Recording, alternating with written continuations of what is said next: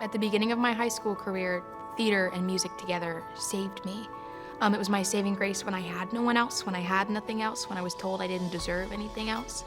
And it's about being yourself, but being someone else at the same time. And finding people who are like you and feel like you and understand you, and they want to understand you. And theater is a family. It's for everyone. Arts is important even when you aren't going to be an artist, because I think that especially the performing arts give you communication tools and the kinds of skills that make you into a person that anyone wants to hire for any job.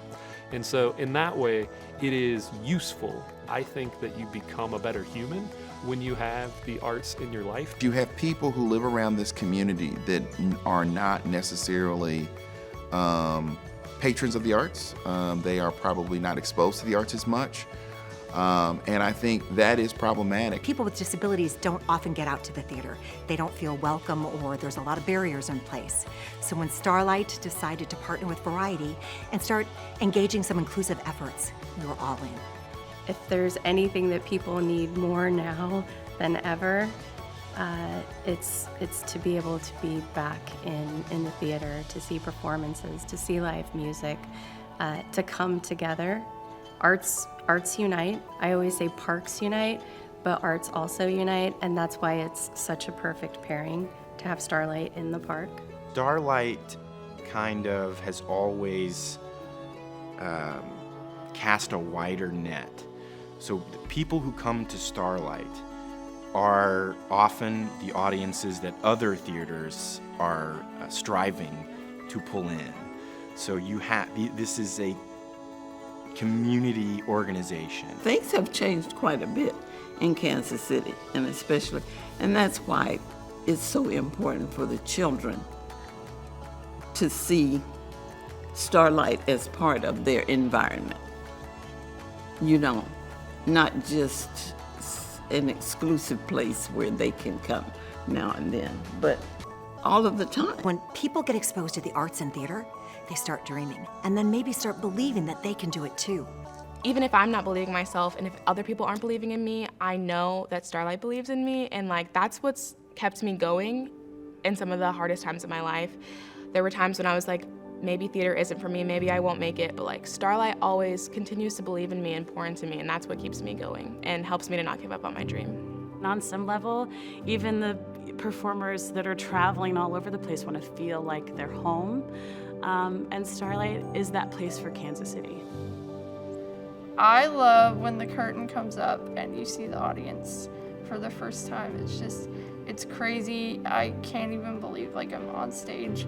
I can't believe that something like that I get to be a part of that.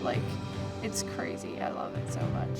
So I think Starlight is using its platform to create a very, very communal, especially since it's outdoor. That outdoor element makes everything seem like some kind of picnic. It's either a real hot picnic or a really rainy picnic, but we're all together. We're here bonded for a moment, and we're watching something that's probably gonna make us feel all kinds of emotions. I think that it's important for a place as big as Starlight to amplify voices, especially youth voices and POC voices and theater voices in general, because there is a lot of underrepresentation and misrepresentation, and it's a chance to not only speak for ourselves, but speak up for ourselves and show who we truly are. We want all people to belong to all things in Kansas City, and Starlight Theater is a gift that every person needs to see. And you've got to reach the next generation of learners, of art participants, art patrons. You have to grow that passion into people that will carry on the legacy of this theater, that carry on the legacy of what the values of this theater are.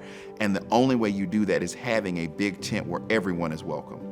When we invest in Starlight, we are investing in the opportunity for more people to experience Starlight and the magic that happens here. I hope that for the arts of the future, it becomes a safe space for everyone at all times. I hope that there's no judgment and no fear, and it is genuinely seen as the place that it is, which is home, a welcoming home environment meant for everyone.